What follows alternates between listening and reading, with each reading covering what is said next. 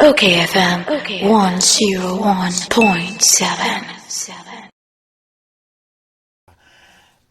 Yɛwura Sammy Gyami communications officer Edema NDC amanyɔkuo no na wabɛka ne sɛ ha Braza me Kwame mema wakɔ aba mejozo minia na bakɔ ɔdeɛ onyame adom ti enkwan wɔ hɔ ahoɔden so wɔ hɔ ami enti yɛde aseda bɛma nyame ɔman ni mu na ayɛ den enyema nkɔyie esan sɛ amamuo no nkɔyie enyema nyinaa gyenserepe amaganafoɔ ɛwɔ ahokyerɛ ne ahohiahia mu paa na yɛnyinaa na ahokyerɛ ne bi kae ene petrol gallon baako etwam 60 Ghana cedis diesel mpo de bobo ukobisa ne bo ahwa wo yembe shelf nti driver for ebre na dollar no so ese akakakre bi na 14 Ghana cedis to $1 sifa mpo de bobo baby aduru no oh yes dollar na akakete bi na do 14 cedis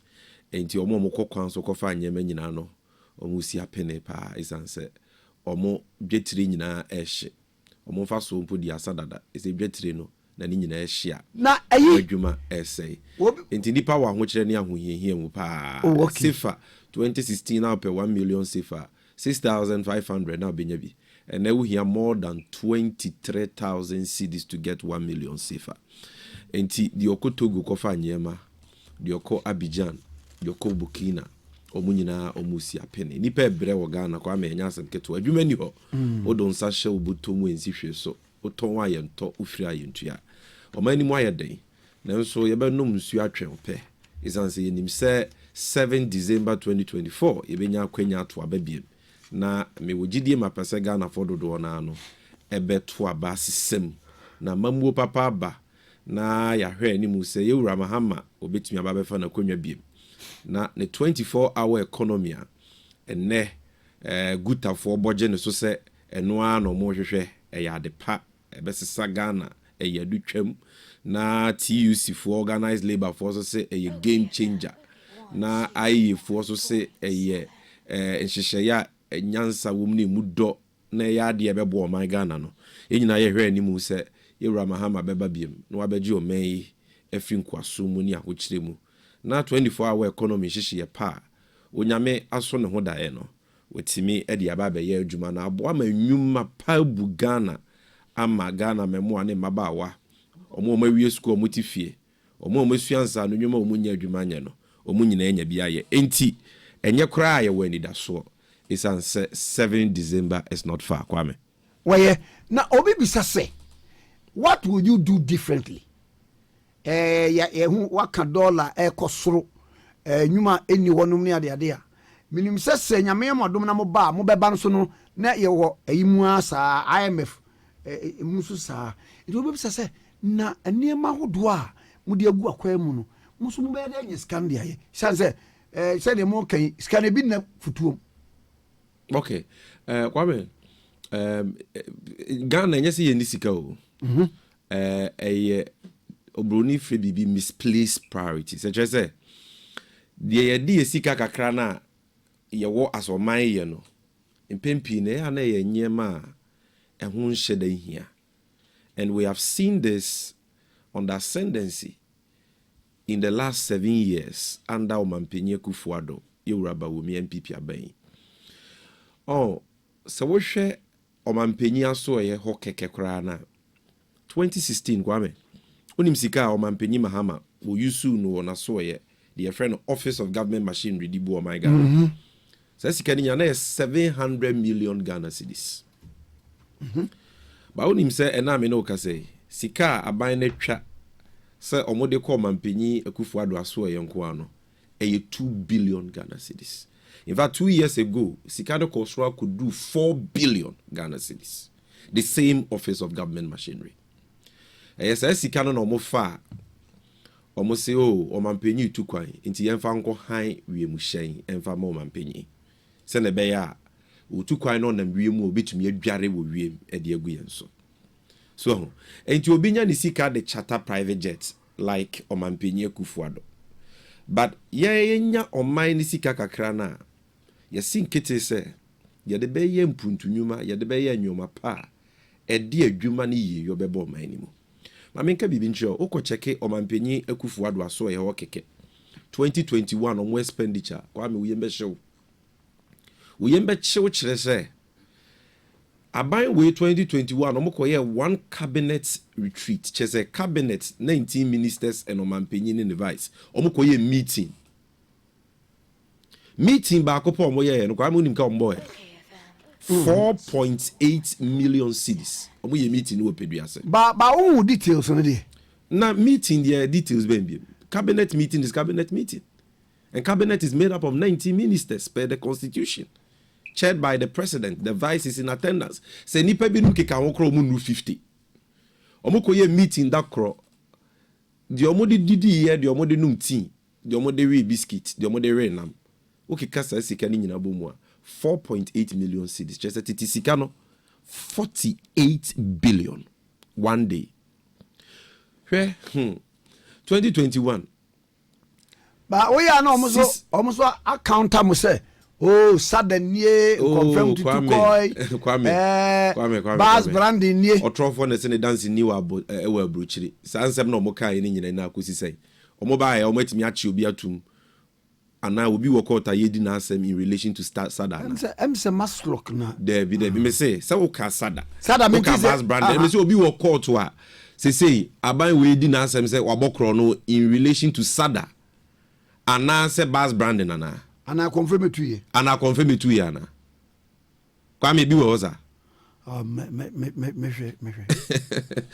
de bia no pe bia betena ha o nti wo de ko twi ba abreman e wani mu asem a nkowe de bia wo ne wapamfo mu fam se e bibi sa wo court aka me ka wo be ka kire me yesi wo twa nkuntumpu ma osafo ayira wo da abonte sansem mo kan ni nyina na eyi nkuntumpu nti na o mani magu ase o ma nya adanse na mba o ma ntimi amfa obi ankogina court no kure bia ni o motimi di aba eye ntro a confirm to koboki ni nyina na entro me tu mira kire usie me say Office of Government Machinery or more expenditure for 2021 or more the parliament go and check enya atro ne na dance am obi kan in opposition ai ne wabetena konwa so e ko mfie nwotwe untimi fa ho dance maaye no untimi ntu ho anamonfo obi anko court nchi obi antumu no we evidence contained in government's own record 6 March 2021 Independence Day celebration aban we could in Cape Coast kwame otieme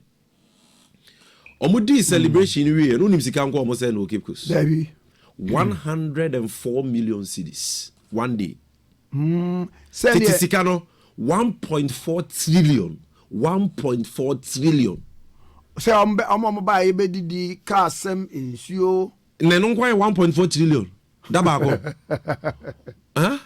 oman a ye wa ho kire ne ahohiehia mu a ene ukokofo anoche just dialysis machines cry ni ho obi yare kidney disease cry de be ma na yare ye de be hwe na yare kolebu renal unit enya ho na nansi ye two mu for so many months because aban de ka 4 million cedis keke aban ya ntimi antua eye Akufo-Addo ne ba wo mi MPP aban yo o ma ntimi antua ama kolebu nkrabata ewo ho a ye de hwe omo kidney diseases ye two mu for so many months wo Ghana de hye nko a edunson 17 ene hwe omo nkwa because aban say mi nya 4 million cedis ntua oka emma ye ma Ghana for omo yare ayarehwe ama Ghana de hye wu yet ubetumi omo etimi di 104 million cedis 1.4 trillion in a day I mean you ka 1.4 trillion unimsika you ka ho asem modu say yes san 200 Ghana cedis news bondo the go articulator so ete say free mu studio aye be hye articulator no from studio hasa kokosi University of Ghana Legon yes mentiasi o ska 1.4 trillion wasem ne yake ye did that crow me say yes san 200 Ghana cedis news bondo hye gu articulator so ete say free mu ha Peace FM ha ekodru University of Ghana Legon entrance how say because me say ebia say Bank of Ghana see ebetimi awasa in our reserves sa scan room but say na yeka 10 million cedis ko fi say sika ketwa 10 million cedis 100 billion Ghana cedis yes Enti yeka 104 million 1.4 trillion. Me say one day. Eye chrono. That is what I'm telling you. Eye dream. Proye ne kankai. But lawyer, the senka obehwe. You know na wa perusium say. Okay, item we is for this. Oh, minia. Wo say oba bi nyi sika. Na no pa bi amobetena ha. Wa ye breakfast aba ama oni Isaac ne wa babyafo. Mo didi. O ye breakfast ne na wo twen ba ya. Omuhu akonta. Osi o de 200,000 cedis 2 billion a breakfast. Obetwen ya ye hwehwemu. Mebona wam. Aha. It asem bi wo ho a ye twa fan de ya dance here. So ti ase because ento asumu. And me no ka se hwe kwame. Ebi mu si ye ni sika mo ba mo benye sika wo ye na mo de aye nsem wa mo Kenya na. Wo parliament nchen ho. Sika ya to agu ho. Baby o mampenye kufu ado dada ye nyina se o si aso da ya menyame. 339 million. Debi said the abrosa, he say who can latest expenditures in Bomu, or matra 500 million cedis. Latest expenditure no be here ho. Share. Debi o. Sam na donko no matu no na Akufo-Addo si odisi cathedral no. President Akufo-Addo. Yes, o mampenye Akufo-Addo. Why onyame frakadam. Why Ghana for frakadam. Why asofo mpenyufo te say Duncan Williams. Memo. Daggy Ward Mills mu nyina frakadam no. So unim say Akufo-Addo. Baba say who situation here? Me makogina soro ho. One of the buildings no ahwe de ho. Iron rods ni atwitwa. Bebrebe. Ena ehisi ho. Na etu amna me bo. Na amna na yatu no. 500 million cedis. Ba me question 500 million cedis no mo nim sika ye ka ho asem no. 5 trillion sika nko aye de atu amna no. Foundation kura no ma omunye yo. Bia wona ye de share omun nsa no wo ma di ne hwam. Minua. Yesi opanyin tire fie ma sefu amfa. Opanyin tire fie ma sefu amfo. No opanyin otire fie ma mofrawe nanka no yebu nankarefo a oka ho bi. Oma panyin Akufo-Addo ye de tie ba bi enka bi nhemu. Ona wo se wako hye nyame bo. So o ma wo be di nkunim na be yo ma panyin obesi aso odan ama no. Na akọ dada Ghana so fo mpanyufo a ye Kristofo ye wo buo ni didie ma omo. Se momra unim sa so fo de obunya teso asore dan sie ho asem a omba bebo nti momra na momeboa. Asofo edi omani monyam beta wachi a. Asodan a wo se aban sika nka ho afi de wakofa aban sika. Okofa aban sika so anya kakra bi o 5 trillion cedis. Sika iba asofo yi ho hwe ombehu na trom sika ne nko asodan ni mu ena mu wie sika saa. Mesi o mampenye Akufo-Addo say Bible days pa na nko ba ya. Enko obe chain Nebukadnezar de nyame de ye no kra. O kai de nyame de ye Nebukadnezar. Ba se unim se me se ye tete na enka fomwa pai amo mampenye Akufo-Addo asase amene no. Ekwan be so. Na wotimi di onyame din eye ebokro no sa. Look, Kwame Nyanto was Argentina na Duncan Williams say aso da no musi no. Watwe ne ho afiri ho. Na mama mi sa. Mama sa point you. What eye trustees. And trustees ni asofo no. O de o manim na betare project no so na be project be nya nimunyam. Ba bia nkire se sika bia akọ no ho. And trustees no me say unte se Isudanaba osofo panyi Isudanaba. Ene ye papa Archbishop Duncan Williams say omu project no ma wo horo mo sa free ho te say the Pontius Pilate o horo ne sa free Yesu wo no David Kwame Nyanto Boase ansa na nkomo ne nye de na omu call for audit by Ernst & Young. Is it Ernst & Young? One of these internationally reputable audit firms. Now was of penny call for auditor yan kan kire wo say bibi shew omo uze krono akọ me say Nyanto Boase se krono bia nko so a ade na asofo yin no magyan me de forward ye nso good Apostle Professor Onyina me de ne ba ha ana obaka say obi a wo pese uhum bibia mu no bra ono betena se ayine trusting betena se na ma hu no se ka prekura mfa ba bia na me say and Apostle Onyina so ni chocho mucho pa wonyame mu Archbishop Duncan Williams meboa Ghana ha metumi aka say ba ye charismatic for ya Kwame ena wo man komo ne nyede o frame ahomatrofo so kra ma mekasa na de ne ma be Chelsea studio na mekasa hwe Ghana ha charismatic faith ye betimi aka se ye nyina ye papa ni archbishop achinya je bia ni ho meboa na say sika bia amfa obi ansa ase na nchechiremu wo ho aba sika na o mayusu na dedi kan 500 million ehun adwuma ne amana na eda ho no mpegisi ye nim hwe kura no dokore to ahye de nim sa ben kwama wo na wo du sika ma wo bi 1 million cedis titisika na 10 billion on fancy diamond and I call na dino foundation kro tutu amana foundation onye and I will be say sika na when I say oh sika na bi fa ba bi abra na yentena se ne mu nkunta wo de na be ga gire no after 10 billion unto foundation so sika na bi fa ba bia so the car unto me to a contractor na o ye adwuma ne car contractor na ja ye adwuma na e kwa afe cathedral contractor si ntua ne car our free site e kwa afe 500 million cedis no ko adwuma ya ye no na enu 10 million po na momo ba na archbishop se there be we die me jitu mu enye yie me koso tena board of trustees so nya me kura bebi same entime de me ne mu twa kan ye wo bia me twam tintuntan oko ne nua ketwa osofo panyi isuda na ba so se me de wachi bishop Dagwood Mills mpo de unim so no Ghana open asofo a o masi asore dan ye so pa o ka ho bi unim za yes akwa na kazo da se mpo de matese wasi fufuro bi kakra ka o se me osofo mi isi asore dan a sika me di si ma asore dan kese no eye kakra bi mudia idia mafasika bebre ko kind Dagwood Mills letter no o se mafasika titiri die sei ye hudia mo de aye edime so no mejai na visa asofo we nyina no they don't know their left from right or mine who don't you nyamisuru nti no mayesa anybody obey defend this akro na akoso bia nyamisuru ni ni so they make cases so ne say sika de ebi wo ho because they na yetua baller tax ma kufuado yetua va ema o man or the covid ye no man no wana sika no yetua o hweso ema government chest in government chest no wana da no ye kufuado ne ba womia enti yetua covid levy ma wo mo yetua baller tax ma wo mo betting tax ma wo mo taxes o mudia begu ye so nkro buru aduanan ni nyina yetua ma wo mo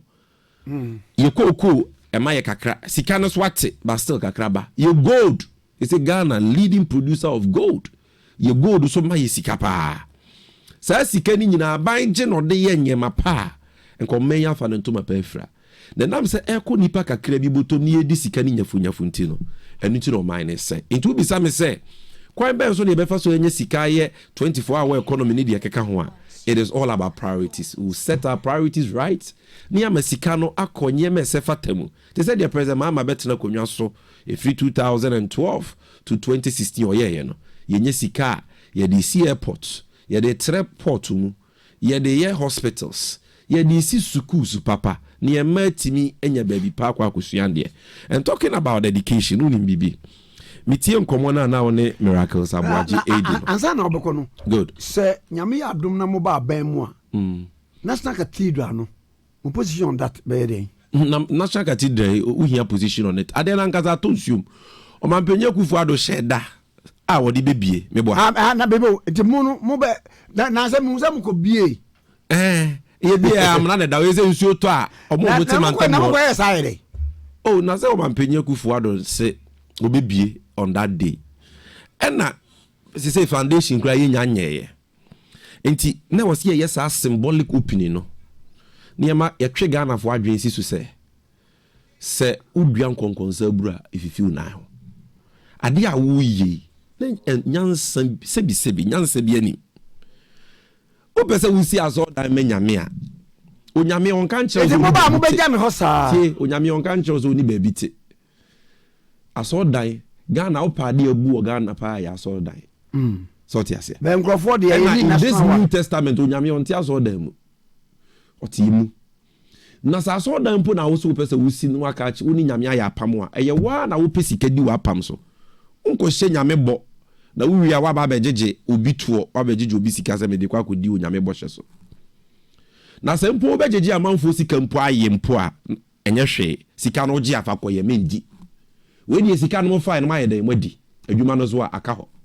Nti eba de ye kra de ye me an se kwa me adan pa na esi sa asase no so no nyame anim nukure ni we aban wo mutimu eden hwe ukokuro bi o national cathedral bi ya relocate wom uba ukokuro bi o national cathedral bi ti say ya musukrum Cote d'Ivoire ye pass ase kakraka wo kuro no ebia na chi baabi oni esi asoda na kese se ebetumi afa nipa dodo di Ghana ukododo wa ha ofo yare fa ha ensase abua asori akese e wo krom hampo ti se Pentecost wako Pentecost Convention Center ahosopa eni gomu ase komu akwa no so e na Pentecost fo nyina ko Pentecost wo mododo o Ghana bro 3 million but na bi kwa menyanto wa se me bo sorry on yaba pada gi word mills lighthouse o si aso dan kese on bebi ko si no aburi kwan so anakazo so asofo no abufu ado do nyame chen Pentecost fo and now bojo Mahama dia de bia na the president di kan yana some friend Mahama ana meboa it cannot be say friend Kufuado all the time you say president obi anim say on na your mampanyi ba kasa de untumi fa sa title na ni kan every day they said the MPP for kasa Mahama no menya jo say woni ye ka kofo kra oni Dennis kasa menya jo say o kasa nyino ka president Mahama na former president Mahama o say Mahama it ye kasa eno nkyere enya ni tiabu the issue is that sa sofo nyina sorry akese nyina omu si adan akese a show nyame animu nyam no omu nyina ko si no kruachi se ete mo ba hoyimo ba de me bad ye be no so wo si aso de amanyame a ba bi ketua we masa scholarship secretariat dan si wo ye buagu judges bungalows ye buagu Mali ambassador dan ye buagu private businessman bi estate apartments ye buogu eno nko aho ka no yesese a dina ye bubugu ye na aban akopesika pata malifuo ya pata private investor na ye bubu na apartment agu aban so ye wo ho ye relocate yo mo say yesese a billions of cedis billions just gone down the drain sika no so a we define na office obeye bonesa ma onyame e de onwa chew ene Ghana yenyeme nyina sei de ebeye bia nkoso amanfo ntiase ade bi wo na mpanyifo koya e de musuo na be oman ne so twere konkon aka se mpanyi bone e bedi oman so oman ni si apene some of these things cases onyame abufuhyew e na amasa ahokyere we nyina aba so tiase because you don't do that in the name of God. It's a sacrilege e musuo nkramoni se it's haram obi a wozu si aso da ya menyame turumu mra ba san ne enfa nko ba ne ade a onyame chiri turumu a eno de wo se won san na sa botro bojo nyatwem ni sei botro bojo nyatwem ni sei utimi si aso da menyame mame ka bibi ncho me de se nkomo we ye bi we enye obi a na ye qualify so si da menyame I know in the Bible yes odi uni se Bible mu me uni mu che me ka bibi na enye no kra ka kire me. And you know that my foundation me da kwareni it is the Bible netete me it means say Bible mu enye obi na qualify so si dan manyame enye ohini David and obi Kenya adwen say da bia onyame apamada kasi no esi apatam enye ntomadan mu it yensi asore dan papa se fata na yemfa onyame adaka no the ark of God enkonkusim onyame say David mu se wunya adwin we kekenti no ubeye nhira mehira na memma wahini a ebeye dada hini kwa me bwana nokre na mom onyame ka sawie no ka che David se na mom dan no me ka sesi a enye ye because David wakwa akon pa na wakum ni papa enti monsa ayemuja usi dan ma me enye ye enti ma wo ba Solomon obedi wadia wasene mo wasirnim ene baba si dan na mame. It is a sign. That should tell you, even though that is in the Old Testament, it should tell you about something about the thinkings of God. Wo o man penyi a wa breso ye koto aba o ma ye kum Ghana de hye nwotwe mebo hold on nya man penyi ne ka se nkuni let's sit with it na wo bi bacho omo kum sa Ghana de hye no tie meba tie omo kum omo no na tie sa asem no ye wo fufu na ono mo kum wo se wa ma ye kum afa na nkomo na ede na nyo no na mo kum ai o man penyi kufu adokra so no na mo kum debi bacho on kan baby okay ma mencho de baby o kan Nancy or parliament or kind state of the nation address. Nancy idea. One test or can say as on Mampenino on the ultimate responsibility for everything because one abem.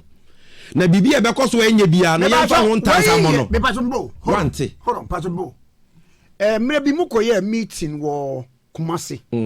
There was a route to be Emma Obifa Muhire Nkwa. Can we say bi kwame nyanto boase o manpenye kufuado asem da paso nyanto boase me say Bible say wonu mu asem ne de bebu awofo o manpenye kufuado da bi kwame da bi nyanto boase o manpenye kufuado afọ mrahye bedwam you don't want us to take what the president tells us seriously. Question of Libusa say yes or a commander-in-chief of Ghana Armed Forces. Ghana South when you're on the down. Hold on. Security Council no on the down. Mahama say commander-in-chief of the Ghana Armed Forces. Na so the phobic ko ye bibi o baby. Na yo no. Na yo no. On na take you ultimate responsibility. And you na address no commander-in-chief papa nti na address yankoto abanku Ghana for nwotwe. Bia in other words BBC ya na bia he will take the ultimate blame. Minia omampenyi sa enyema bebresi omampenyi Mahama abreso a enye ono ne fa we bibidi ye but oba was say I take responsibility. One thing so kasa bebre bum so enye omampenyi Mahama na de bae West African Gas Pipeline and ho touch ma by an accident and a gas was say babe power plants into bima and enyama ho de nso and adum so bae. Why did the president take responsibility? Say West African gas pipeline. So I am teaching you something about ultimate responsibility, which Akufo-Addo himself accepts. And you know cry more than the bereaved. You cannot be more Catholic than the Pope. Because Akufo-Addo now make an answer. No man penye Akufo-Addo me ankasa make an answer. No. Ono ankasa say. Ade ebeko so wona aba mu enye bia no yemfa so bo no. Me ba na abato na course wo ho no. E your man abato na ye true. And the president cannot be everywhere. Say meka omaya abato na yeto abato no security nyina ho na hye enyo mampenye Akufo-Addo na say abato aye ba beto no 2024 unte so mampenye Akufo-Addo akɔhye bo say obeye de obetumi bia say ebe ya somdwe yes na je say abato ho ahobambo no ne nsam na hye eti so obi koye bɔne a ɔna ama assassin na nipa ne koye bɔne no what is so mampenye Akufo-Addo wa condemn what is say waka ho asem omo ayekum omo nwotwe no If you watch him, what is all my penny? We just simply so one day, Poaka said, Moa Yakuma this year, Mamma Yako. What is a Wakase? Nipa Yakunkumo mono, I buy Pawoncho. What is a Wakase Nipa Yakunkumo mono? I condemn it. But what is say Wakase Nipa Yakuma Munimoshe?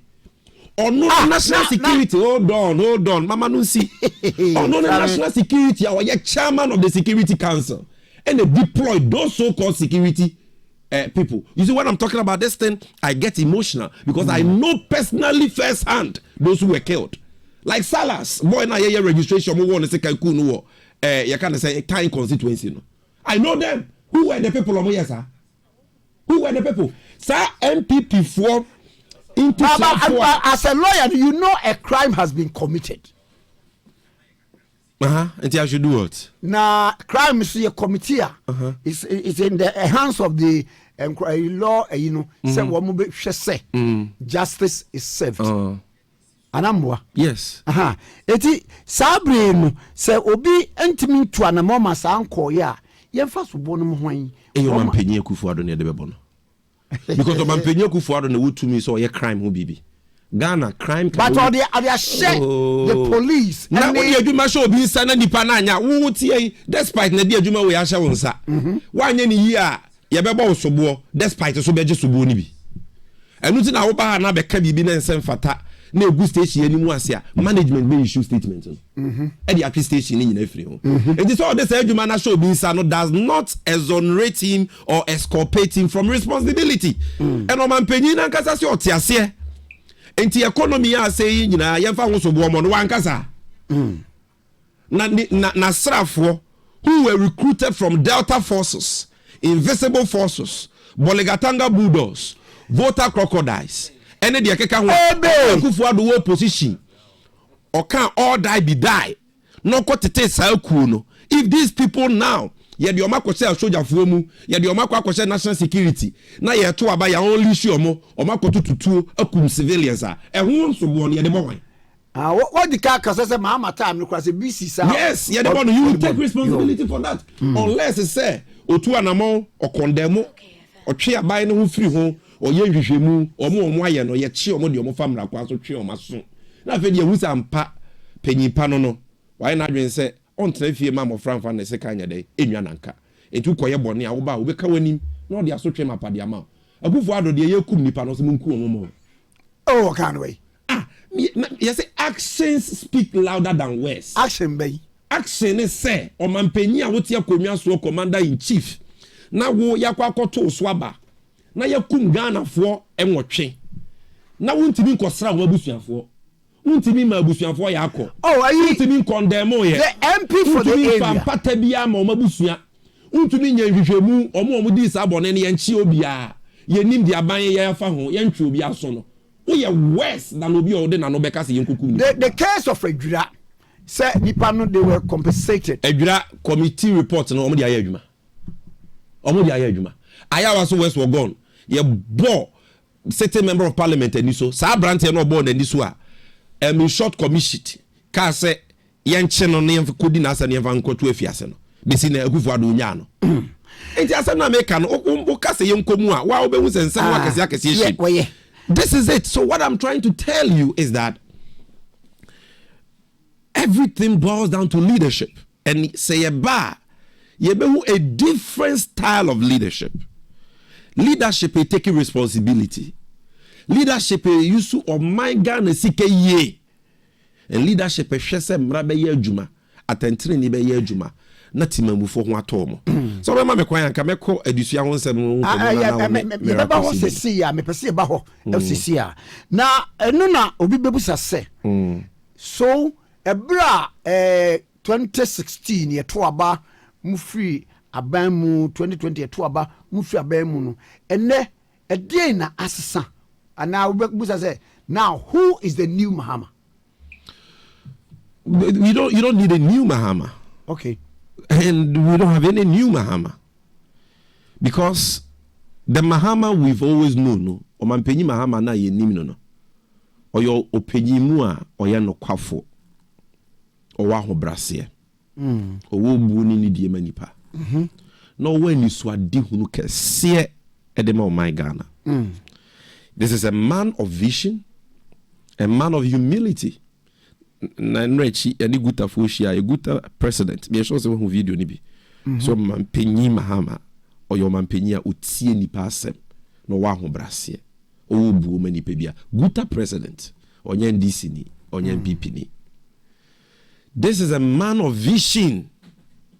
This is a man with a proven track record. A man you can trust because the onye no onka on to me spelia onchro. And his track record eba mmofo ngumasua eba yapomudi ho eba akwan eba airports eba port expansion unparalleled in the history of this Fourth Republic. Aban bia ni wa aye bi chen de Mahama aban ye. And until that is the same Mahama we are presenting to the people of Ghana. The only new addition to this Mahama is experience. It's experience. Because they say there, waba betra akonya no so as omampenyida. And into only what goes into governance, what goes into the presidency. He knows from day one, this is not omampenya afi obeba obeka say I'm coming to learn on the job. Oba, he knows so ba mama yema no honeymoon answer. Say no dey watch him. Honeymoon no say ono ne antilodi na omudi omo honeymoon ache many years ni. It is not onya ono ni here honeymoon. Ye ka honeymoon na potoka sem ye friend no. These are figures of speech. So what here is an allegory. What is he talking about? He's talking about a grace period. Okay. Say then what better my Ghana sika sem atete apansa. Ene ka mene ya yenti bintu ayeka.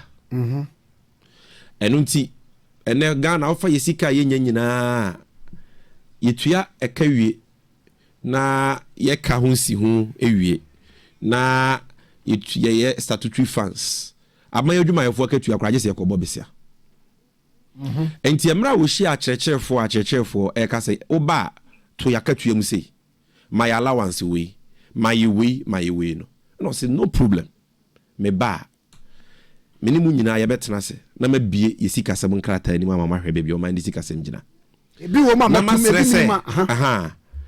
mo bɛma me mmerɛ kakra grace period bi na me de atoto nyeme yie na me de toto nyeme yie no man ne sikasɛm pagya pɛ afi wudi ɔso yɛma na katua ntumu yɛma na allowance no bra yɛbɛkyekyɛ ma obi anya bi ɛno ano no. Oh, okay. That is all. Okay. And also there's an ye. O man penyi bi enu a obedi akonya 7 January oba ya na no. Na adwumayefo nyina ka bom se wa bedi akonya 7 January, 8 January to yakatuam.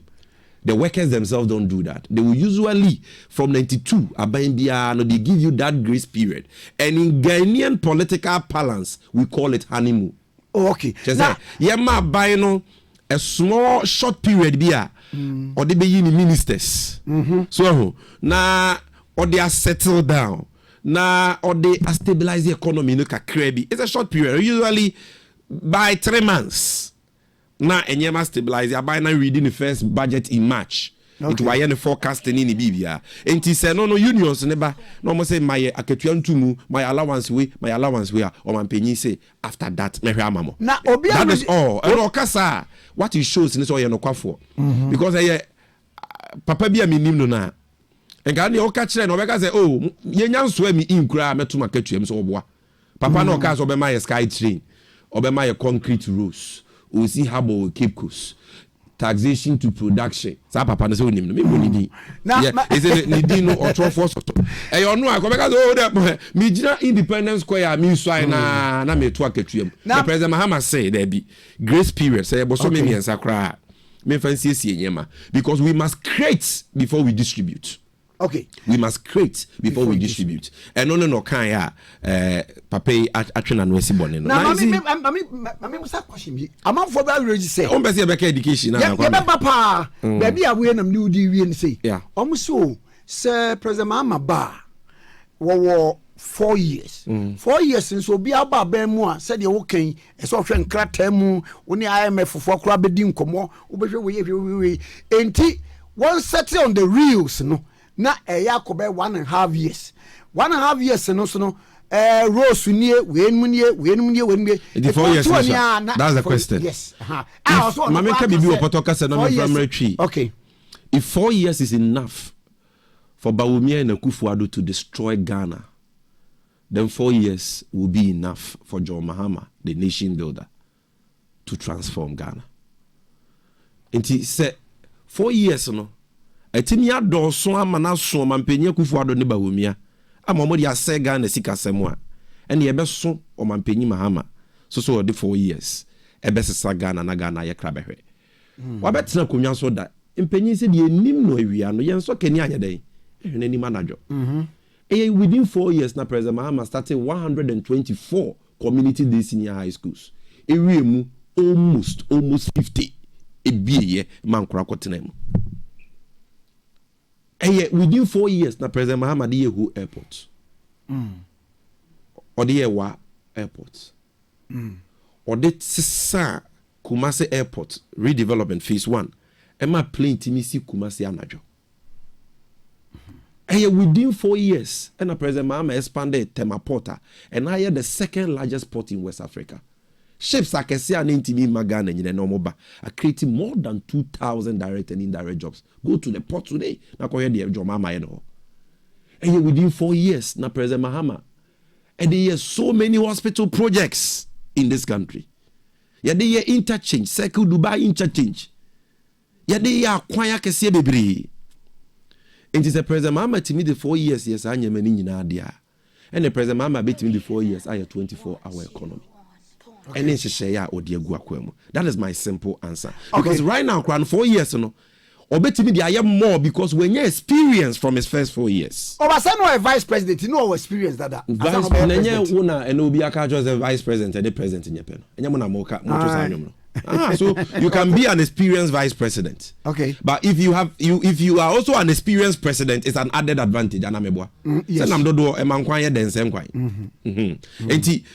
Even if you are a vice president, and no crime or experience, because you get opportunity, I would act as president whilst being a vice president. But what sounds so free vice president, a graduate be a president, they say they were experience now there, I am richer than will be our no vice president experience on one or into no about 4 years I do to me the iron. The only vice president keke and I wouldn't be done.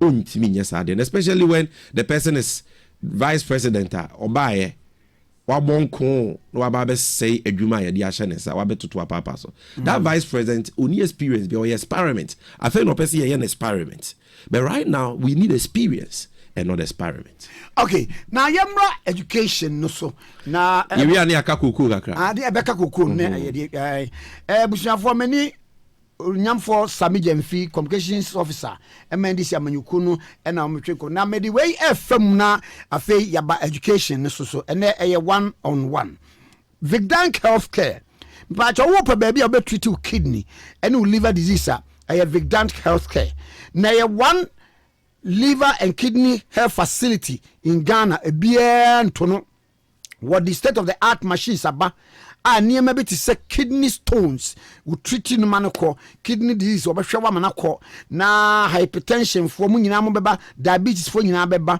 na wo prostate enlargement mpacho bra hepatomegaly yare kese pa mu nyina mo beba afa hepatitis B and C high cholesterol and many more.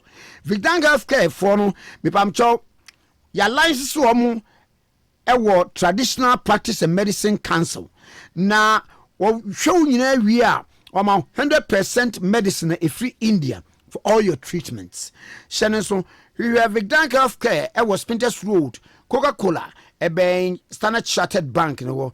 With when you Vigdank healthcare, our number me with 0549 95 12 11 0549 95 12 11 and a 0502 66 13 46 0502 66 13 46 0502 66 13 46 and a 0549 95 12 11 Vigdank healthcare bomode ne bra won ho angus ave mintio awon education no. All right.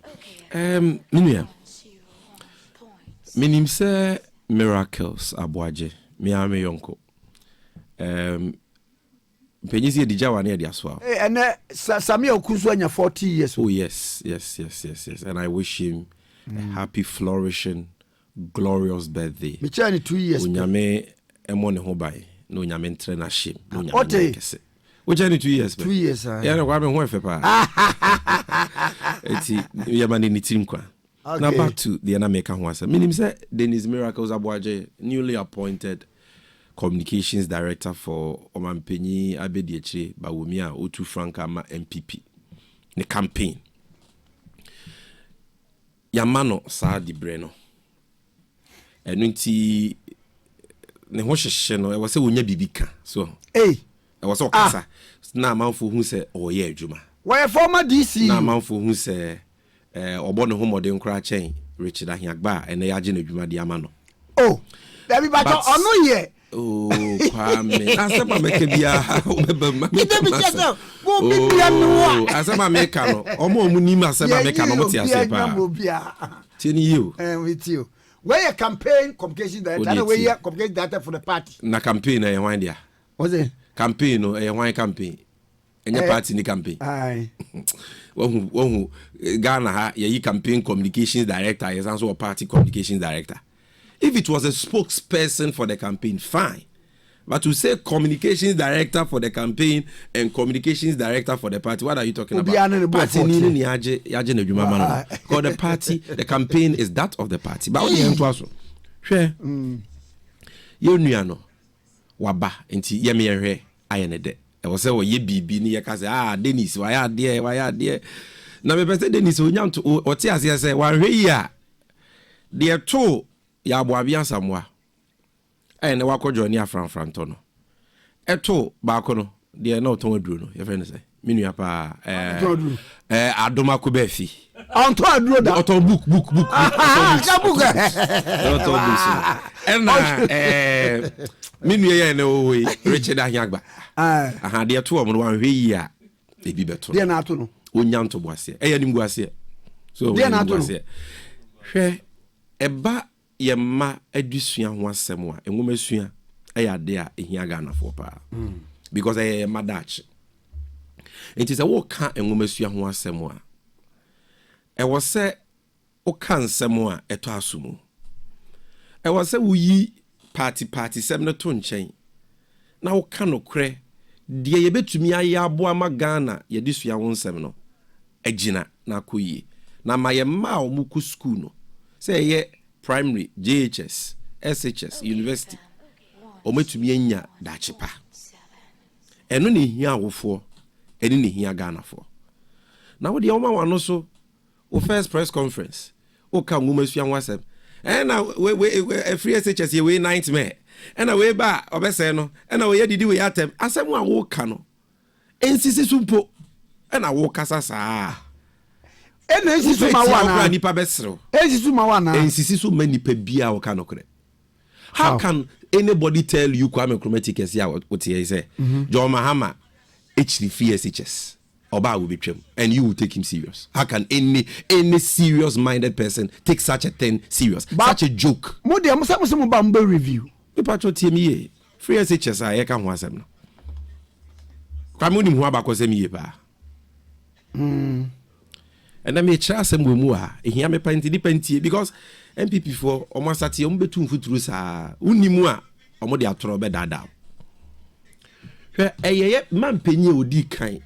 O mampenyi dada Kwame Nkrumah wanya ni baby ko ono na ye nhyehyeye se Ghana education yenye ni free enjo mampenyi Kwame Nkrumah benso na uko school from primary ekusi middle school na e free Kwame zo nimza yeah na SHS there na enye totally free and Kwame Nkrumah o ye free SHS ema srimfo under Northern Scholarship Program. It here no was stream there, no totally free education because of how they had been deprived over the years.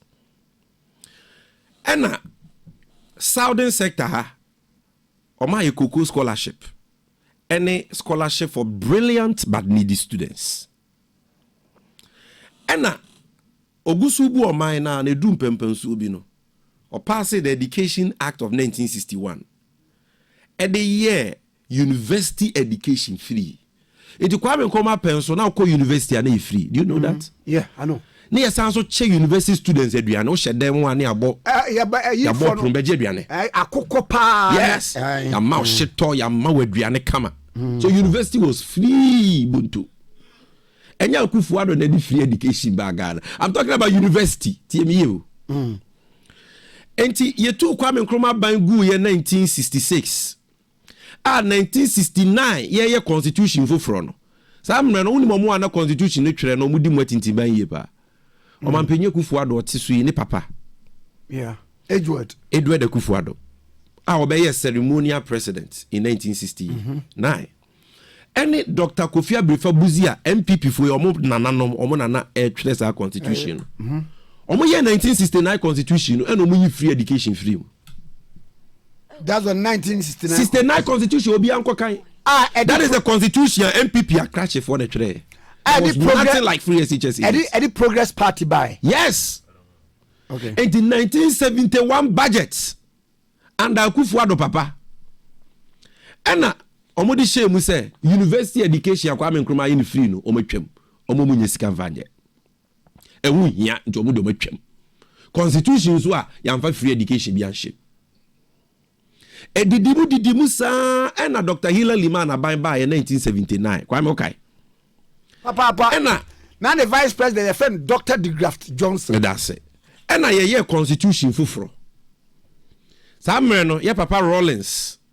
Oni AFRC for no mudi mwatinti ban NDC yeso ye nananom no mudi sa constitution twere no emwatinti ban ye. Ye twere no na ye go back to Kwame Nkrumah vision. And ye de share 1979 constitution article 10 Unimrenti kameka ya chero. But what we tell me dia Google 1979 Constitution Article 10. Okay. And the shame we say yenye education free at all levels, subject to the availability of resources. There's a result. Sika wa yenye free ni the share constitution. Sika ni what they are with 1979. Anche ena lima na ban so asoja fo tugu ye. Ena ye didimu soja mamum kopem se ye bedu 1992 a. Ye Papa Rollins adaroma. Ye adopte sa ye 1992 constitution ne. Ye kabima mi kabia mamu no eno na ye gina so e de abu oman no. In the 1992 constitution ena NDC amanyoku ye 1992 constitution unim se ye twere no samre no omampenye kufu ado no ka Ghana Bar Association o kai de omokai sir makofa choba for ni any omomotontos say ye twere constitution and those for twere constitution enye ye but dey bia omo de omo ya krache for omo ntumi ni ntosu for ntena so omo twere constitution because unim say ye enti omo boycott ye okay. Enti NDC for ni ntosu for ni makofo JN for banche for ni yetena se ni yetre ye constitution akufu ado ni MPP for omama ye tre constitution no and article 25 of the constitution ye de share was say educational rights 25:1 all persons shall have the right to equal education opportunities and facilities and with the view to achieving the full realization of that right. A. Basic education shall be free, compulsory, and available to all. Basic, no, yeah, primary to JSS, no, and free, compulsory, and available to all. Kwame Sawate, NDC Constitution, ni muni ya de share. But my constitution, NDC Constitution. Yeah, you want to sign. Constitution one sign. JJ Rollins. On your net say NDC. So we bet this constitution to the Mamenka. Okay. B, this is secondary education in its different forms, including technical and vocational education, shall be made generally available and accessible to all by every appropriate means, and in particular by the progressive introduction of free education. By progressive introduction of free education. The constitution is secondary education there. Ken. It was by making sure say akrabia benye biako.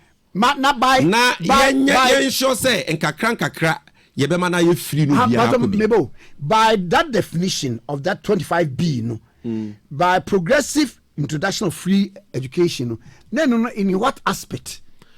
Totally education be free in a progressive manner. SHS should be free in a progressive manner. Okay. And almost by all appropriate means, there was here be to ensure that. And this in a trade constitution, you. Yani shema ye trade, ma menka. Tieni pa. Enti ye de share constitution mu mampenye kufu ado ni MPP for omonka ho. Oma mampu. Oma for mususu ye mpu ama. Ba constitution ye nyina ye dia. Yes. Okay. Ba ye trade no. Yeah, you deem what in Tiban NDC for. Yeah, and a free NDC for. Yeah, Papa Rollins inside the share constitution. I say, me say, o man penye kufu ado ni MPP for. O man for mususu yempo ameboa. And so ye hunyansa. Nam say a drain ye mofra dash inti ni ye the share constitution ni musa. Enti ye betina konyanso no. And ye Papa Mahama say basic education from 95 to 2005 under Rollins to Kufuor. Ye etimi achieve free compulsory basic education F3. It is secondary no constitution is yenye ho adwuma. It me be fiti ase aye. Na mpanyisu u fiti prekope pause a moja ye dey eba. It is a constitution no omo ye ani nyansam so mo se yenye nkakra de a ene ye be fiti ase aye nkakra. In 2015 academic year. Ene Ewura Mahama say ukọ SHS a enkoda mienu ahodo mienu na wo. Omo ye dey and your mom your boarding. And from 2015 and Chrome ye day was secondary school nyina musuku fees woka abayanfa. Eti na mo de ene de school fees. School fees, examination fees, the account nyina untua ka preba, tuition, examination fees, there ben for all day students free bonto. Some day students e Ghana 360,000 and above. 2015 sa program no so be kaya Yura Mahama lanche no Utiam or Mampenye Mels when you baby called Chrome. Utiam. In 2015, you launched progressive free SHS because now community day senior high schools when you fit here see a yes see baby a ye I no Kranebeko school day into a free. They said you call UK secondary education day. So what I say? So we were building these community day senior high schools to add to the existing ones, and we're saying every day student free. Yeah, in the 2015-2016 academic year, 2016 you can a year no. And a year as a tech finance minister or call parliament on behalf of John Mahama, and or call board parliament for a year in the mid-year, the 2016 mid-year budget review. No? Review paragraph 109.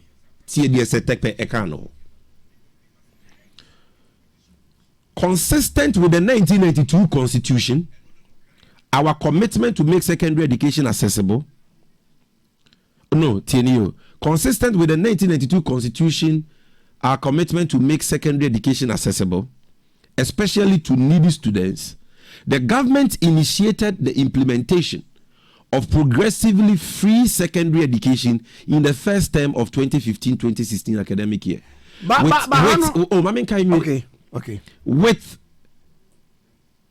320,488 day students. 320,488 day students in public senior high schools across the country. The program is to be expanded. Tihaniye. The program is to be expanded to cover 120,000 targeted boarding students in the 2016-2017 academic year. Okay, now say initially no, for piloting stage no, mo capture or piloting po. Yes, starting implementation. No say implementation. Constitution see any progressive. And today students in 2015-2016 academic year, no fees. All fees. Then the next academic year, which was going to be 2016-2017, yes, a boarding for no, you be more free education kakra. And the first 120,000 boarding students free. Now you say ebi be progressively. No. Say you started 120,000. The next batch, now you say they call be 300,000. It by the stage 2, stage 3 of the implementation. Now boarding school for you and your free SHS because who say so we are free at once. How are you going to do it? Because better than one will say way see a money be way any see a money be. Oh, na say obi a minister na oji aketua kese eji allowances akese say already you bet we akase obi timi tua ne school fees. Obi a bank manager oji aketua kese ono betimi ahwe nkura ba 50 kura was secondary school atuamu school fees ye betimi hu enti the first 120,000 were going to be done on a needs assessment na school mu yenimu nkura ni nyina data yenimu papa who he is. So first 120,000, the idea is that first 120,000 nko hia for ma ho na TMT. Second batch beba no na trim, second batch beba na trim until say nkura ni nyina no ye be cover more under free SHS. That was our style, and we did it for these students. Yeah, free SHS in no MPP for ka say we are our policy. Go and read. Everybody Google what the MPP said about John Mahama's free SHS. Okay. Almost out of desperation. So yeah, I mean can't say nothing baby. Yeah. Yeah, so die.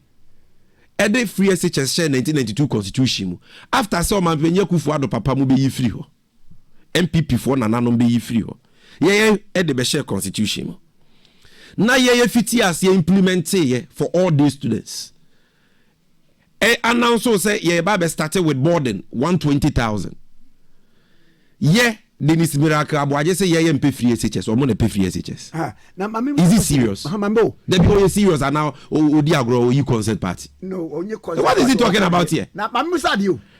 Mo boarding na mo de ba no na ebe cover enkwara feeding na de na be nyina encompassed.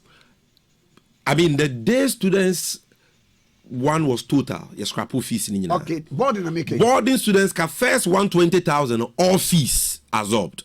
All fees. Okay. For the first 20,000, many years at Tepa Kasa. That was a plan for 2016-2017. academic year. And a full fianto attire the free. Ama mo yen to aso. Aban buy. Ono de say prekope obeye. Omo ye ne prekope ni hu how we buy. Because nkra no kobo pay so ma na baby nipa beda kra na ehwo ayede. Ene ne na akwakofa double track aba e hard we make one simulator. So you can't say no reasonable person will nim sa bako same way and obetimi aka say NDC in pay free SHS. Ese mama we ye de ba tie meba. Ye say ye ba ye be ye ni ye ye ka say yakabone. Review can be say yes scrapping off. No. President Mahama the latest speech our man or Kimpiski. He didn't even use the word review. Or say we will improve the implementation of free SHS. Right. Because kwame ade bi betimi aye. But we implementing now one implementing here. But also the stakeholders be share. E betumi the how ni akwansedie bebraba. Say implementation of free SHS ni ye na ye de share constitution ye na fiti as MPP for abeto aso. But implementation no ma ye no. O ma anye ni ye nti de how ni ahokyere bebraba to awofo so. And the president mama say me ba me ni awofo ni akyerɛkyerɛfo headmasters nyina betranse. Na sa how no ya pa no pu mesibre. Mpacho ka we ya waka bone ana. Nancy Professor Yaka Professor Obinfumo Kunyini Frimpong Boate.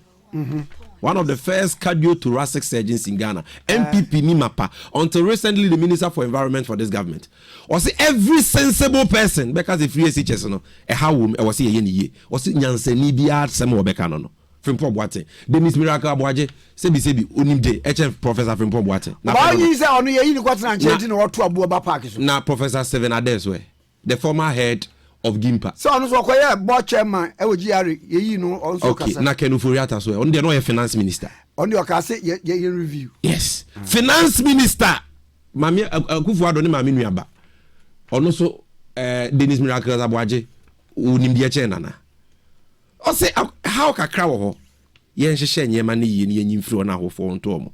You can say improve free SHS. What are we saying? We are saying say double track na ye be ye free. And just under President Mahama. Also the private schools make ho. Suku adan na wo na esua no ye be tretrim. Ye sibi aka ho. Enkonwa na enso nkura no ye be tretrim. Enti ye de be you double track free ho. Ye wura ne kan say waka bone ana kwa me bisa ho. Onkan bo. Ye double track free ho.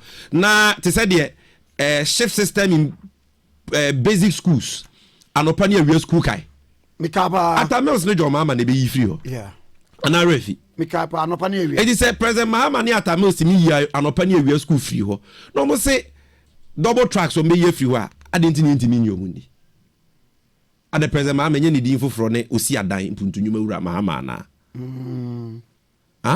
Enya papa na or eliminating more than 2,000 to 3,000 schools under trees with Professor Mills.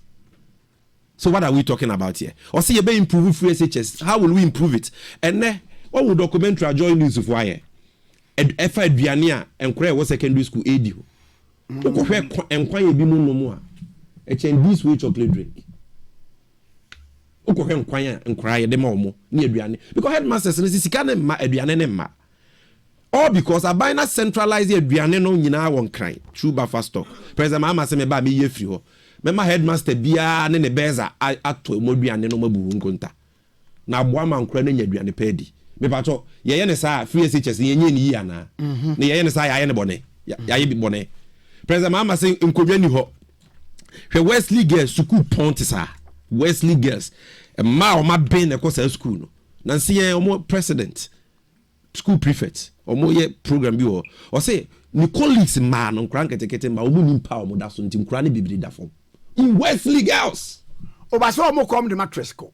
But also crying that from no bed. They are sleeping on bare floors. How can they study like that?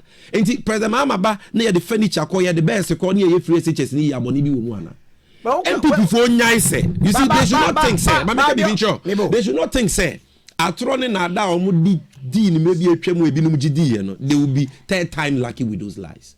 And I'm President Mahama pay free SHS. Sam trono. Nobody believes it again. Global Info Analytics for omonko your latest survey o maye. Almost 67% of Ghanaians say they have benefited from free SHS. 61% of them say aboa omo atomo. 67% say that free SHS should be improved, or they even use the word reviewed. Enti yasem wa ye ka say ade na ye ne so ho daye ye ne fiti ase implement ye aban MPP fo aba beto aso ye by implementation the challenges bi aba ye nye ne yie no obi oye badwema bi eto na so enye miracles aboaje no a wotiatie mutoto ne sa left right center no ena ebe sesa obi adwen dia biem na wo ka wo say president Mahama say enkra na ku school ni bo apo wakata tia wo mo hwe kwame Mema o producer tape bi na me pese obo but time until no I'm not too sure. Yeah, aka yen 50. Yes, and me pese me ka kuku so kakra. Na ma me mo no to fama. Obia nim se ye nso hwe na nkura bebo apo and starting ne. Awo ho from TTBC ne. Enti cheating there. Enye ne na start. Ye nyina ye ko school na nkura bo apo. Ye can say baby cheating in wasi adru ye hu bi mpanyin sem sada na no wode so bobo wen tie na na ma ya ho research asem no enye ye ne ye ka kwame enye ye mpo ne ye ka na wagbisa ye say ya ye ho research enye president Mahama na eka ye wadwuma ye ku a omo na nsohwe wasi no omo na ehyehye omo ne hweso uni madwuma ye kro no WAEC West African Examination Council you am one omo na ye wasi omo na hweso ye setting question mark ye bibia me bo aka kire me ai woma ena omo ankasa after the latest wasi ya ye twere omo ba abonti abeka se wasi bia nkura gba apo examination malpractice but we de omo hu yi de eyadu twam omo WAEC fo no kra no ma ye shocked omo ye ma hye omo no omo WAEC fo no krata no questions na eba school mu no ya na ho anu na deba me say omo na e kan say they are shocked tie omo shock and this is the story joy online you say WAEC shocked by mass cheating going on during wasi 2023 utie mi akọ YouTube Google you see the video mama ka say me show now we can Professor Frimpong Boateng in December 24, 1985, and I performed the first heart surgery in Ghana. In Ghana, now Papa will say it will be Obeka say SHS, free SHS, you improve ni bi o nyansani no. So ono also will be Obeka say bi nyansani. No, President Mahama had the same thing. Who is Miracles Abuaje? But Womiana Ankasa in the 73 speech he will deliver the UPSC. Didn't he say he will improve free SHS? But Womiana Ankasa say any President Mahama message no ka. Say President Mahama timia ka ne ba Womia kwa kuwia. Shouldn't that tell you say na the air can na etoso. Na ba wo. Tie wait. Obi an read the story with 2023 wasi. WAEC exposes schools over cheating fees. Maza you say they be uncrabble apo, but what it says is schools are institutionalizing cheating fees. The story is dated September 8, 2023. Yeah. Let me read it to you. The West African Examination Council has said some schools have charged students between 500 and 1,000 cedis to help them cheat. And yet John Mahama has said, West African Examination Council has said some schools have charged between 500 cedis and 1,000 cedis to help them cheat in the 2023 West African Senior Certificate Exam. Head of Public Affairs of WAEC, John Kapi, revealed that at a press conference in Accra. It is, quote, where a direct quote, it is sad to note that some of the schools have devised grant schemes for cheating at the examination centers. Information reaching us indicates that some of the schools charge their candidates ranging between 500 cedis to 1,000 cedis each to enable them to get assistance during the examination. And this practice has given some of the students a certain sense of entitlement, unquote. Mr. Kapi also revealed that the proprietors of some of the schools have shown open hostility towards the monitoring teams, prompting us to call for support from the Ghana Police Service to ensure their safety. So, quote, some people have been arrested for attempting to bribe our personnel. Look, or say monitoring teams could supervise exams now. Schools need to be to omugate musa ya mamumurem because ye chere nkra na ya tire solution ni nyina guboard so mo copy ya mamumurem etimi dane entokwa pupu and oka hostilities I just ya fe police amana bam enti wo mu say apobo and starting ne ba nya ye ne ye ka wa ye ka ohwe examination so say na menwe ma memfa ma no si wa ye ka na hwe examination so say dia do stage a enkura ni tuya sika register na we monetary team say kwa ni ato gate ni na dane ntokwa police abam na tie almost say adu alarming proportion tie di yo where you wayek and I mean Dennis Miracle Abuaje and the MPP are they saying say wayek for so free SHS Debbie anajo mama na abo wayek for pa anti omokasa na enkoma we no na President Mahama kasa no say okay yenyina free SHS yaboa na aba bedu ba bi aduri yemle ni say yadepa ye ba ye be siesie no but enne enkra ne koye nso hwe na examination more practice nsem na ye tete no eso dodo so ho enu ti ye make sure say examination no ebe ye very competitive ya reduce you can eliminate examination more practice but ye nteso na anu o man animu ase enye say bedu ba bi no akra be wie wasi wa obekọ o man bi so we school yes o certificate ye kana na the free we can report yi nyina akwa abefo intentan so internet so ye gugu ni ehun sa anyama we nyina say oh ye mfa wait kese ento certificate no so because the reports from the official institution that administers the examination they say Ghana more practices no edoso dodo nti we are na ekwa affecting kura on person mo kwa ama no ne ko tro mo disua so papa no kasa waka bone anti ono ma solution ni say so the solution is to make sure say you best strengthen monitoring and supervision near they reduce the rates and the incidence of examination more practice finish obi ebusa question why not no bad time ben na be ko school a ono person ne ba ne ko school onsua de na aponko ane omo no fam pass the exam we are enya nkra ni bi wo ho a they burn the midnight candle omo na ebi di omo na sisi nsuom no mu de sua de atwera pass your exams and it is not a universal phenomenon okay but why yeke for na eka kwame my kind poto kasa ma wati bi obi se bi musa question bi say obi ansa na obi bi say ni pan question no why yeke for na eka yen ensan no asese do ma nka retie me why yeke na eka say omo ankasa dia shop tie omo le mo ahye omo adwiri omo now baby examination or practice not do say which the schools some of the schools not all some not all they charge money they do okay. They do that President Mahama kasa and I mean ne kasa for making such a pronouncement you know or refer to why can also can say and maybe the MTNs or can say and ne teacher for boa and kwala no mo wi anso hwem na dey na ye ni nyina so o tie enye se mo e ba nko wa mu eti bia ko baka say accord Mike no nye Mike ni mame ati bia ko betimi situate ni say it was on the back of the report from why me say I know the kind why you for so chiri free SHS ana can you answer me say why you for chiri free SHS ana there bi o mun chiri enti say why you for na kan we na say me kan de why you for na kan boni be ne wom why na nim de si wo wasi so hwe mu chen why onu Dennis Miracle Abuaje no o market paper o monitor wasi so hwe why you for na ye o madwuma na say de ye huni enti muntu hu anamo President Mahama say ampa me ne why ye adwen ye ntu hu anamo na yemfa and reduce the incidence of examination or practice na yenkora no atimi asua de na o matwa yie kwampa so na o mo ayanimunyam sha magana na o mo kwa ma no ne kora so o mo kotu o mo disua so a o mo bi o mo wasi certificate na afi obuo ene animunyam ta chiri papa ne kasa abaka bone amka bone na laptop asemo mo ke ma me fa no ntwa to tablet asemi wame impenyufo these people I mean me dey how impenyufo eno mo nyanse mo maka se ye de say ye de hia wie ansa na ye de fata ba na ne ekohia se koka se ode am mo se bribe me patcho nyanto ba se na tie me ye hwe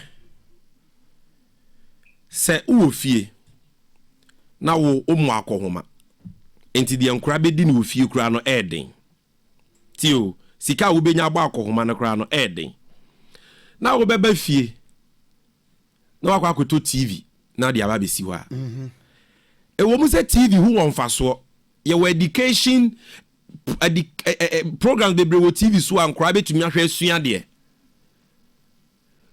wakwato computer e wo mu say enyema bebre wa akra ne betumi use computer no e de aye kwa mi utie me sanyema ni nyina wo ho.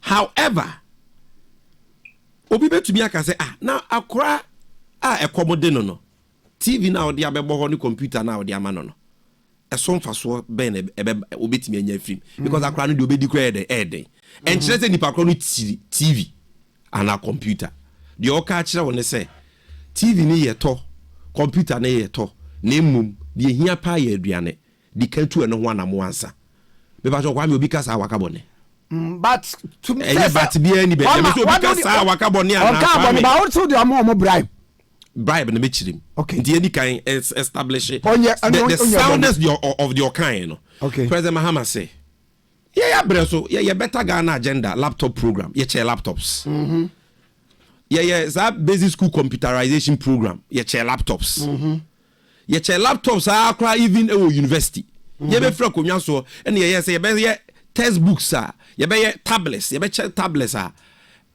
textbooks also that and yeah promise and say yeah 2017 yeah be pilot so yeah be che. So we are not against say you be provide tablets and computers and complement and credit. But kwa mi abrochirempo unimobi a ne bako school abrochira bisa abrochirempo enye tablet a textbooks wo so nkwa ne de mankra wo mankra no tablet no na omo de complement hard copies of textbooks I de be chiroma de school mo de be suande enfie numni and aban we di new syllabus new curriculum akọ primary ni JHS enfie numni akire ni textbooks are I was say even for core subjects na nkura na timi de asua de no enfie numni aban ne ntoye omo faga na sika na omo de achacha wiem hyen omo faga na sika yesi edisi cathedral na edi ase no enso ye mofra ni textbooks ana mo se makwa akoto tablets. And we are saying, say, tablets who here, but whilst buying tablets, no, the most important thing is to make sure and cry with textbooks. And now, basic school, baby, and cry we have a shortage, basic and secondary, of 2 million desks and chairs. 2 million. I'm aware. Now, according to the table, near Kunyo Betras, what tablet or the better. So, tablets, yeah, but the here partner say, Macrano. Enya the textbook ma furniture no ngo ho omo school feeding ya for so many a year ntua ketweseke yenye ni ye capitation grant 2 years ni yentua ye 6 terms.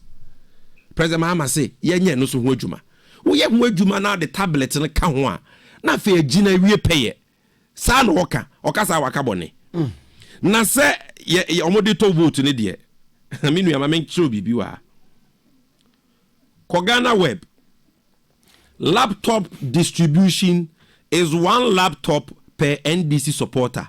Nana Kufuado. Yeah, laptop no.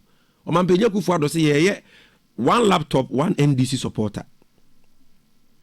I mean, sure the Omampenye Kufuado kan. I say we have been told about thousands of laptops being distributed all over Ghana. It turns out boys' names are to be found in girls' schools lists. Whilst one institution has come out to say that none of the names against their schools list belongs to any of the enrolled students. We not say the NDC government appears to think that the education of Ghana children is a political toy for them to play with. Even say they reduce the duration of senior high school from 4 years to 3 years for no reason. But it had been done by an MPP government. No kasa say yeah 1 NDC supporter 1 laptop. MPP for party nankasa issue statement. Almost say NDC's distribution of laptops is in desperation. Where modernghana.com. MPP almost say yeah NDC for your laptop na your channel is in desperation.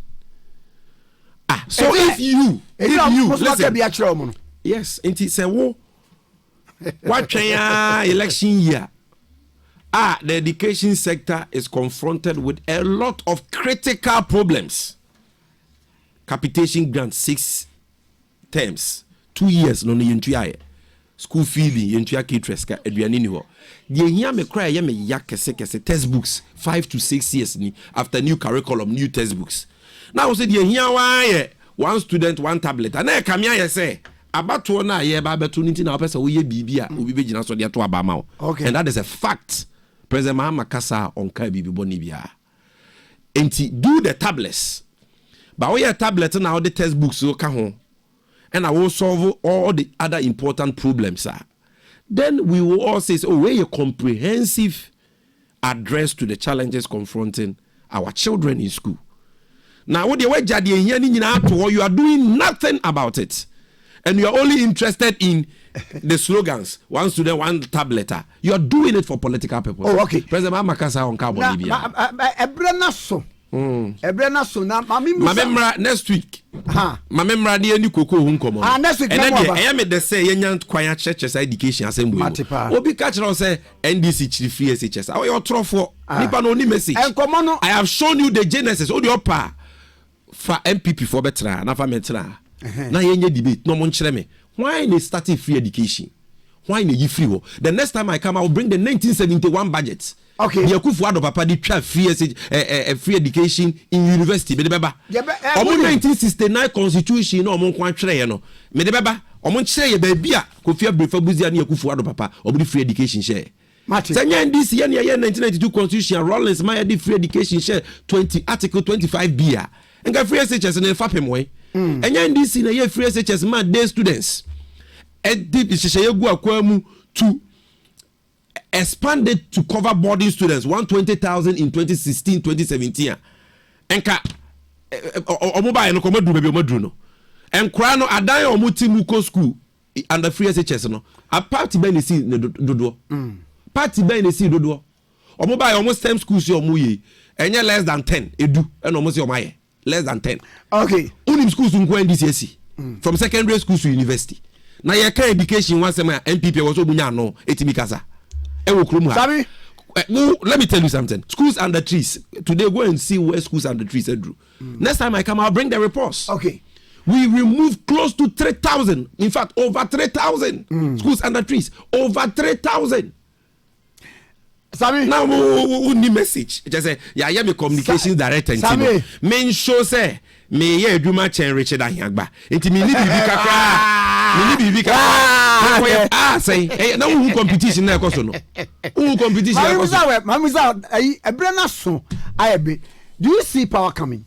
Oh, I don't only see it, I feel it. Okay. It is tangible in the air. Okay. But the power is coming, doesn't mean power has come. The NDC for na madri ayamo yareni that complacency the free. We are winning and we have won and not the same. Okay. Obi catch us say yareni we are obwa yareni. Okay. We will win and we are winning because Ghana for John Mahama ni NDC. No mun nim say John Mahama ni NDC na won hye pa ebetimi am man afa no ntoma pa efra. And me I have no madro if Bawumia and Madro. Because you see, if we allow this man, oh, you fair. Oh, dear, mature on our side. But I'm just trying to tell you, say, if we allow this pathological liar the opportunity to come and lead this country, in fact, there will not be any Ghana in the next 4 years. You better not China for fire mine, or more better or minor. And it's asudie da so say ye adwumaden. Vigilance and hard work. Elections are won at the polling station. Ye de be adwuma in communication, TV so, radio so, press conferences ye be bibiri. Organization ye gusu ye. There's room for improvement in all fields. Okay. In all areas ye be afamudie. But ye asudie ma Ghana fo nyina titru NDC ma say ye be arehan.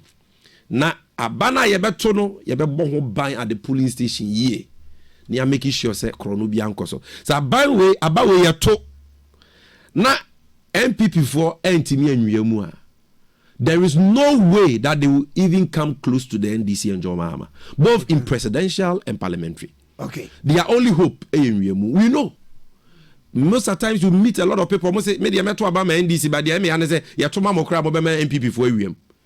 President Mahama Messi Sudia. It will not happen today. It will not happen tomorrow. We will protect the ballot. Every ballot cast will be counted for nipa kra yeto abane de mano. Yeto ne fenchem me will GDM ma percent this bedin kunim. So I feel that victory is coming. Okay. I see that power is coming. Okay. But ye complacent. Ye ma yitimu nya yede. Until the 9th of December. What campaign team about? Oh, campaign team leader we impunesa. Okay. Internally we know. Omo was omo ye de omo ye. But at the appropriate time, yebe pa hontoma ama obi ehu. Next week ye wo dwumadi kese bi a eba pa. Running mate ye maame a ye papa John ma pa no say omebo ni chidom as running mate. Professor of English. Yes, obimfumo kunyi nye oba keke, woman of substance, a woman of valor, a woman of integrity, a woman of character, a woman of accomplish. This is the kind of woman next week yebepa no wontoma ya woda on the 18th. Okay. Even before that, on the 16th, bibi with in some trouble to come yebishia. And not the men can go into details. And we'll do that outdoor. Yeah, outdoor you're running me to we pet Mobeti and on your campaign team. Okay. And moving who's a campaign, no, started program. There is no cause for alarm cry. Okay. We are on track, but a daily vigilance here. Yarenia we no. Yenyi saka salentonche ni yenye jumade ni here pa. Medase pa elder Sammy Gyami communications officer ma NDC amanyukuno ene ene na atwen komo no 1-on-1 afei na agro no ibeso say issues based na ye beye ne saa kopim se abato no ebeto ye ni nyina na ye yo oman na wo so take decision as to where wo so obema waba enso akọ. OKFM 101.7